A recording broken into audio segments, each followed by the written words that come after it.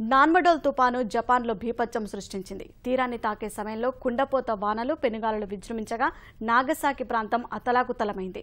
గంటకు 144 కిలోమీటర్ల వేగంతో వీచిన గాలుల కారణంగా ఆస్తి నష్టం సంభవించింది. నాన్మడోల్ తుపాను వల్ల క్యుషులోని కుమామోటో ప్రాంతంలో గంటలోనే 81.5 మిల్లీమీటర్ల వర్షపాతం నమోదైందని అధికారులు తెలిపారు. భారీ వర్షాల నేపథ్యంలో కొండచెరలు విరిగిపడే ప్రమాదముందని హెచ్చరించారు. 車が車の後部を壊しています。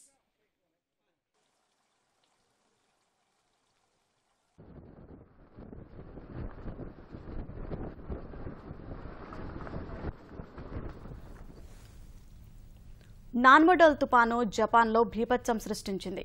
తీరాన్ని తాకే సమయంలో కుండపోత వానలు, పెనుగాలులు విజృంభించగా నాగసాకి ప్రాంతం అతలాకుతలమైంది. గంటకు 144 కిలోమీటర్ల వేగంతో వీచిన గాలుల కారణంగా ఆస్తి నష్టం సంభవించింది. నాన్మడోల్ తుపాను వల్ల క్యుషులోని కుమామోటో ప్రాంతంలో గంటలోనే 81.5 మిల్లీమీటర్ల వర్షపాతం నమోదైందని అధికారులు తెలిపారు. భారీ వర్షాల నేపథ్యంలో కొండచెరలు విరిగిపడే ప్రమాదముందని హెచ్చరించారు.